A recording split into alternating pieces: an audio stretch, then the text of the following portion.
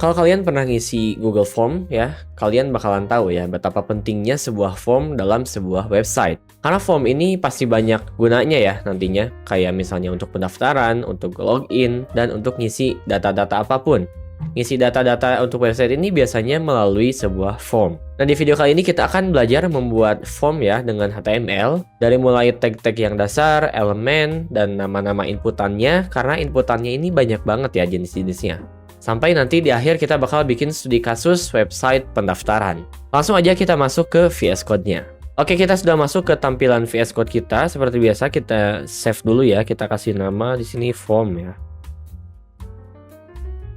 Ya, dan seperti biasa kita langsung seperti ini. Kalau kita kasih judul dokumennya yaitu form HTML gitu ya. Biar mudah ya. Nah, seperti ini. Nah, jadi teman-teman, dalam sebuah form ini, nah ini udah ada ya sama si ChatGPT-nya ya, Copilot ya. Udah ada. Jadi di strukturnya sebuah form ini ada yang namanya action ya. Form, action, dan method. Nah, biasanya keduanya ini sangat penting. Karena ini untuk mengirim aksi ya, memberikan aksi dan memberikan metode untuk kita kirim ke backend. Tapi di sini kita tidak akan belajar backend ya, kita fokus pada pembuatan formnya aja, teman-teman. Di sini saya punya contoh ya. Di sini kita kasih nama misalnya action daftar aja ya, daftar.php misalnya. Kita pakai PHP untuk backendnya kita. Ini ya udah teman-teman ikutin aja ya, nggak usah pusingin apa itu PHP dan lain-lain. Kalau belum tahu nggak apa-apa, kita skip aja. Dan di sini biasanya untuk mengirim suatu data kita menggunakan metode yang namanya to post ya. Ini juga nggak usah dipusingin, udah tahan aja dulu ya, nanti kita akan jelaskan di akhir. Yang penting di sini kita akan membuat dulu formnya ya. Nah, jadi biasanya secara umum ya, di suatu form itu di dalamnya ada yang namanya label. Nah, ini ya kita udah dibuatin sama si Copilot. Nah, ini label dan di bawahnya biasanya ada input seperti ini. Nah, ini kita udah berhasil ya membuat satu form yang isinya adalah satu inputan ya dengan satu label. Nah, kalau kita lihat di browser hasilnya adalah seperti ini. Nah, ini ya. Jadi di sini adalah labelnya, label nama, dan di sini ada formnya. Ketika kita klik si nama ini, maka otomatis si inputannya bakal aktif. Kenapa? Karena di sini kita sudah memberikan label for nama. Nah, di sini kita udah pakai ID nama. Ya. Nih, kalau misalnya kita eksperimen, kita ganti misalnya ini email gitu ya. Kalau kita refresh, kalau kita klik ini nggak akan terjadi apa-apa. Ini nggak ngaruh ke sini. Ya. Si formnya ini nggak bakal keklik. Karena label dan ID-nya ini beda. Tapi kalau kita labelnya nama, sama-sama nama ya. Nah, di sini kalau kita klik nama, nah ini si inputannya ini bakal terpengaruh gitu. Itu simpelnya. Jadi ini fungsi untuk label. Label ini ya ibaratnya ngasih tahu ini loh label ini tuh untuk inputan yang ini gitu. Ya, kotak ini adalah untuk mengisi nama gitu, untuk ngasih tahu ke user. Kita lanjutkan ya, jenis inputan yang selanjutnya. Oke, kita pakai BR dulu deh ya, kita ikutin kata si Copilot ya. Jenis inputan yang selanjutnya yaitu email. Ini beda ya. Kalau kita lihat di sini ada input tipe teks ya. Input type text. Nah, kalau di sini input type email. Bedanya apa? Sebetulnya sama aja karena ini akan menghasilkan teks.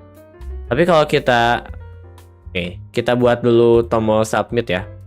Biasanya kan kalau kita cek di Google Form ya, kita cek Google Form ya. Nah, karena biasanya kan kalau di Google Form ya, misalnya seperti ini deh. Ini form sederhana. Strukturnya seperti ini ya, biasanya ada inputan, nama, email, dan seterusnya. Dan di terakhirnya, di paling bawah biasanya ada tombol untuk submit atau kirim ya, untuk menyimpan data kita. Nah, makanya di sini kita buat dulu ya, misalnya input type submit gitu. Ini ada dua jenis yang bisa kita pakai. Kita bisa pakai input type submit, yang hasilnya adalah ini. Ini akan jadi tombol ya.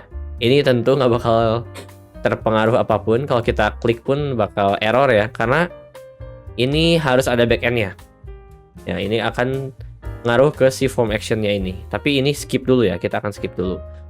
Nah, si input type submit ini akan mengirimkan isian dari nama dan email. ya, nama dan email. Selain input type submit, kita juga bisa menggunakan yang namanya button. Button daftar misalnya, button dengan type yaitu submit. Ini sama aja ya sebetulnya. Sama aja. Ini juga sama-sama tombol gitu. Ya, ini sama aja. Oke, jadi tadi kita udah buat ya buttonnya. Nah, sekarang kita balik lagi ke penjelasan yang email tadi. Apa bedanya nama dan email? Ini kan tadi yang nama tuh inputnya teks ya, tapi dengan yang email ini input type-nya email. Email ini mengharuskan kita menggunakan biasanya. @blablabla.com misalnya. Kalau kita ngisi ini doang, nah ini tuh nggak bisa.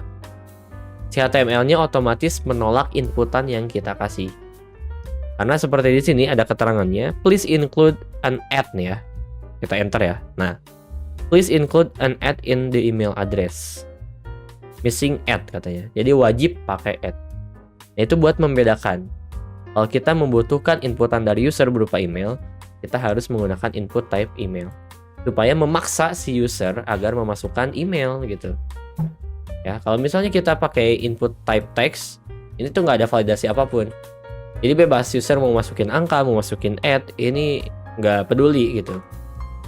Tapi kalau input type-nya email, maka user diwajibkan untuk memasukkan gitu ya, memasukkan alamat email yang benar. Itu tadi ya tipe-tipe untuk email. Lalu kita punya juga input type. Nah, ini nih menarik nih. Ini password ya. Ini yang menarik ya, password ya. Biasanya ini kita bakal buat untuk login biasanya. Nah, tadi kan kalau email ini wajib menggunakan ya katanya. Kalau password ini, kalau kita ketik bakal berubah jadi bintang. Nah, ya, si teksnya ini bakal otomatis terhidden gitu. Ya, seperti kita kita ngetik kalau misalnya masukin password gitu ya di akun Google kita, atau login Instagram, atau login Facebook, biasanya passwordnya bintang-bintang ya, teman-teman.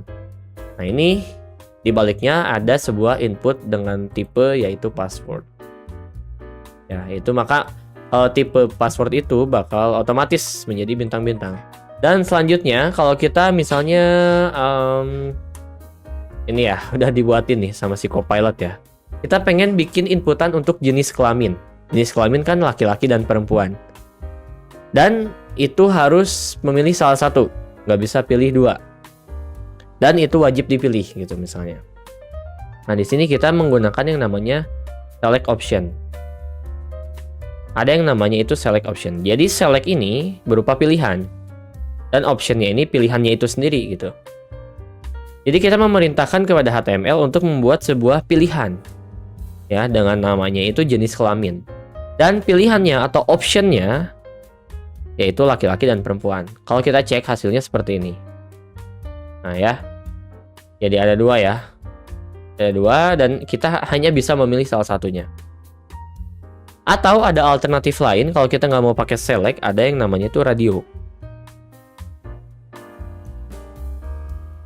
Ya. Radio ini mirip-mirip sebetulnya kayak select, cuman kalau select kan kita perlu buka daftar gini ya. Klik lalu muncul daftar ke bawah.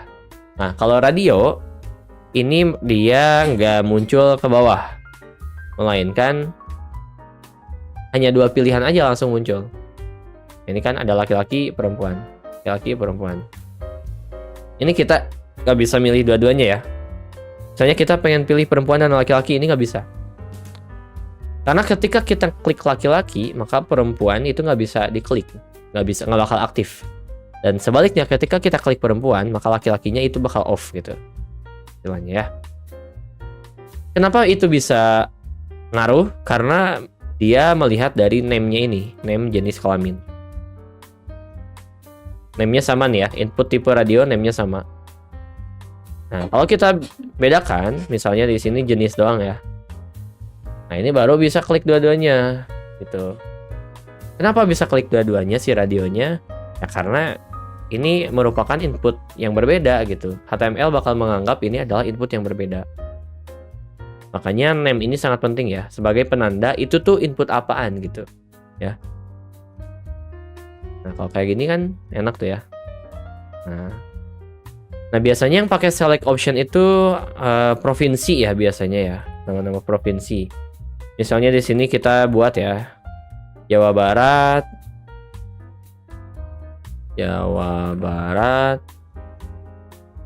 Nah, ini value ini adalah nanti yang akan kita kirim ke database ya di backend. Gak usah dipusingin dulu ya, yang penting ikutin aja dulu. Karena ini materinya terpisah. Kalau kita bahas sampai ke backend ini nggak bakal selesai dalam waktu 1 hari. Oke, kita buat lagi di sini misalnya Bali misalnya ya.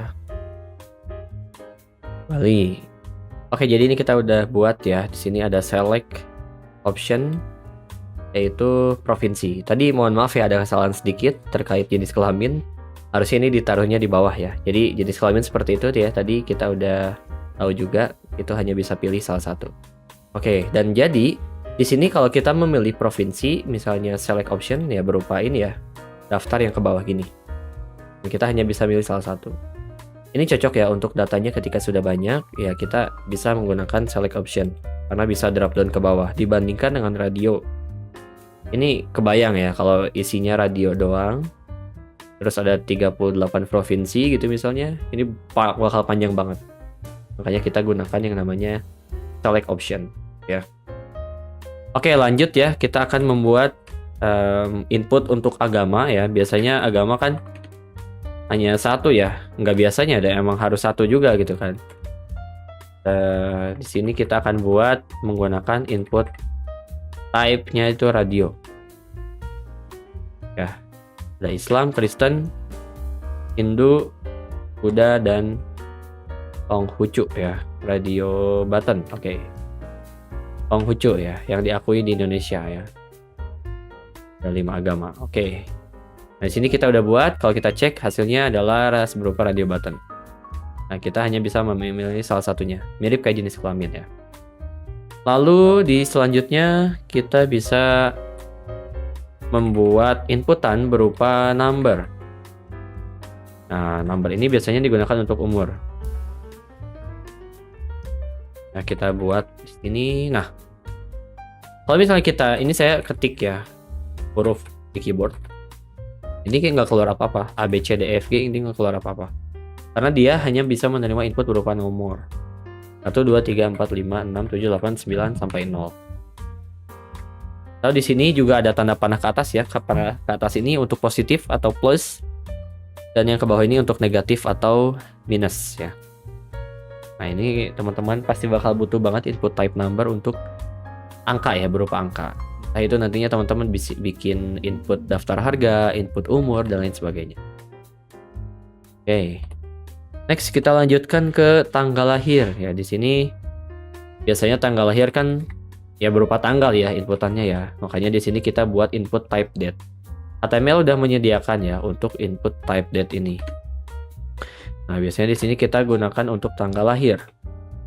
Kita buat juga labelnya untuk tanggal lahir. Sorry. Nah, input type date tanggal lahir makanya muncul seperti ini. Ada kotak mirip text box tapi di sini ada DD, MM, YY. Maksudnya itu day, month, dan year. Kita bisa di sini input langsung, misalnya 01 bulan 10 2001 misalnya. Atau kita bisa memilih lewat icon kalender yang ada di kanan ini. Nah, ini akan memunculkan sebuah pop-up yang berupa kalender ya, yang teman-teman bisa pilih. Misalnya lahirnya 94 bulan Juni tanggal berapa gitu. Atau bisa juga today, dan di sini juga bisa untuk clear data, untuk di reset lagi. Sangat bermanfaat ya untuk teman-teman yang butuh input berupa tanggal ya. Oke, next kita ke input yaitu checkbox. Ini juga yang sering dipakai ya teman-teman. Karena checkbox ini biasanya digunakan untuk membuat sebuah list. Di sini saya contohnya hobi. Hobi kan biasanya lebih dari satu ya seharusnya. Ada sih yang satu, cuman kan biasanya lebih dari satu ya. Ini kita kasih contoh aja. Misalnya hobinya itu ini ya, membaca, menulis, menggambar. Kalau lihat hasilnya di web, di browser, ada 4 pilihan. Di sini ada hobinya membaca, menulis, menggambar, menari.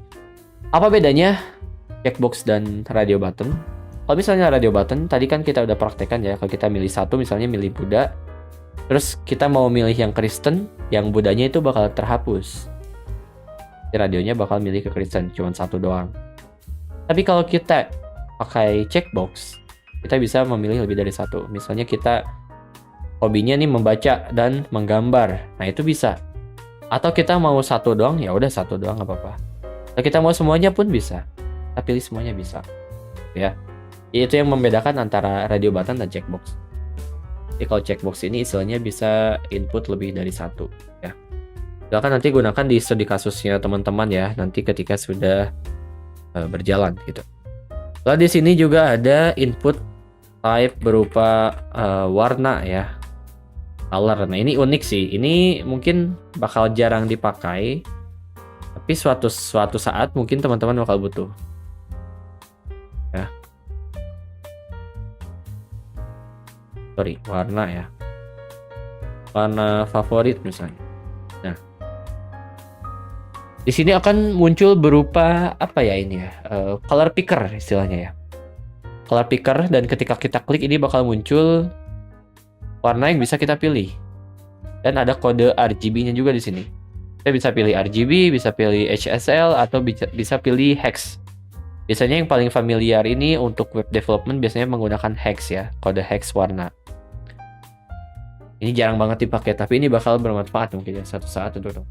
Next kita ke range ya. Input type range. Nah, ada yang namanya range. Biasanya range ini digunakan untuk memberi rating biasanya. Memberi rating berapa gitu kan. Misalnya sini bintang 5, sini bintang 4, bintang 3 dan seterusnya. Atau bisa juga menunjukkan progres. Apakah progresnya berapa persen gitu. Ini juga jarang banget dipakai sih. Cuman ya mungkin suatu waktu akan bermanfaat untuk teman-teman membuat form. Lanjut, ada yang paling sering dipakai ya. Ini namanya file. Input type file. Ini sering banget dipakai ya. Ini bisa berupa gambar, bisa berupa file PDF, sesuai settingan kita gitu. Dan biasanya di atasnya ini harus kita tambahkan dulu ya di form actionnya. Kita harus tambahkan dulu yang namanya doc type, yang value-nya itu multipart atau form data, supaya si formnya ini bisa menerima berupa data gitu, berupa file. Kalau kita lihat di sini akan muncul sebuah tombol choose file yang mengharuskan kita memilih sebuah file. Kalau kita klik, nah ini akan muncul ke file explorer ya. Nah, kalau di Mac ini akan muncul Finder. Di sini kita bisa memilih, mungkin itu yang disuruh uploadnya itu berupa gambar atau berupa dokumen, itu bebas ya, tergantung nanti sesuai kebutuhannya. Yang pasti sih input type file ini untuk mengupload file, apapun itu ya.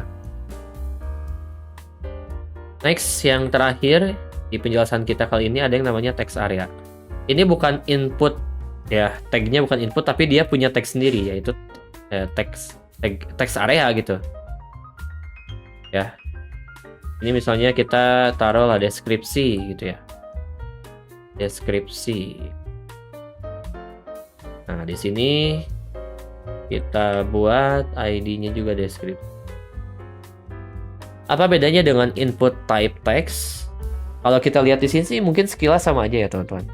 Di sini nama, lalu di sini deskripsi, sama kotaknya. Cuman yang membedakan si text area ini kita bisa gedein. Ya. Nah, kita bisa gedein ya, kita bisa perbesar nih si text areanya ini sesuai kemauan kita gitu. Dan si labelnya ini bakal ngikutin. Kalau kita pengen inputannya sebesar ini, ya udah bisa gitu. Atau mau sekecil ini, bisa gitu kan. Atau mau panjang ke bawah, bisa. Mau lebar ke samping, panjang gini, bisa.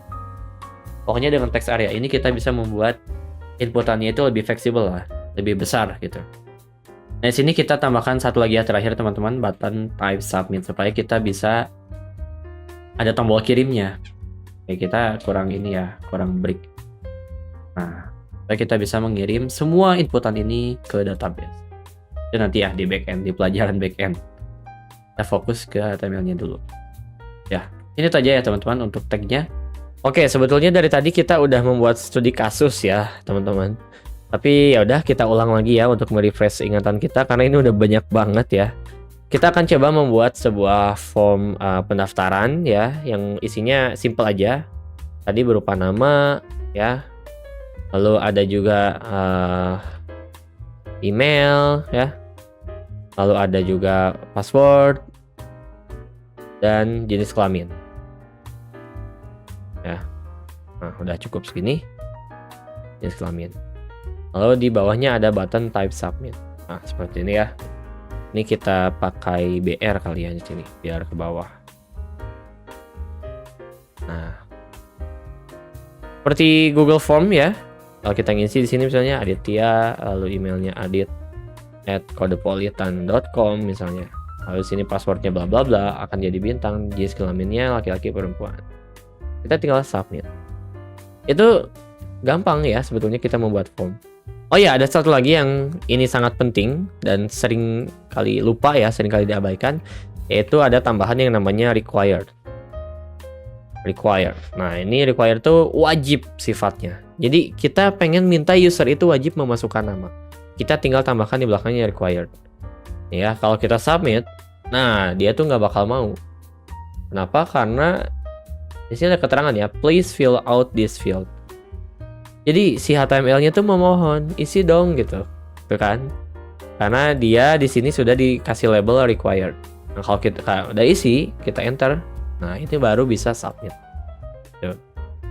Lalu ada juga yang namanya itu read only ya. Read only ini dia inputannya bakal mati. Kita nggak bakal bisa ngisi apapun. Nah, di sini ya. Emailnya ini nggak bakal bisa diisi karena tadi email kita tandai dengan read only. Jadi formnya ini bakal mati, inputannya bakal mati. Ini udah saya ketik ya, ini nggak bisa muncul apapun. Beda ya, ini ada kursornya kedip-kedip, tapi di sini nggak ada kursornya, hilang. Karena di sini kita udah matikan si inputnya. Atau bisa juga disabled, sama aja sih. Nah, kalau disabled ini lebih lebih kelihatan kalau dia tuh mati, karena dia ada perbedaan warna. Kalau kita pakai BR lagi ya, sini biar kelihatan. Nah, kelihatan bedanya ya. Kalau inputan yang aktif dia bakal putih, di sini agak keabu-abuan. Jadi tandanya itu inputannya mati atau nggak bisa kita isi karena kita sudah disable di sini. Oke teman-teman, gimana? Gampang banget ya kita belajar bikin form yang mirip kayak Google Form, meskipun nggak mirip-mirip amat ya karena kita belum membuat CSS-nya. Tapi setidaknya kita udah tahu ya, ternyata di balik sebuah form itu ada banyak inputan-inputan. Dan ya semoga bermanfaat untuk project teman-teman ke depannya karena saya sendiri yakin ya untuk si form ini bakal sering banget kepake, apalagi untuk login, untuk pendaftaran dan isi data dari kayak gitu, ini pasti bakal kepake banget sebuah form di HTML. So, jangan lupa kalau ada pertanyaan tulis aja di kolom komentar, subscribe ke channel Kodepolitan dan jangan lupa nyalakan lonceng notifikasinya supaya nggak ketinggalan video baru dari channel Kodepolitan. Sampai jumpa di video selanjutnya dan mending jadi solusi.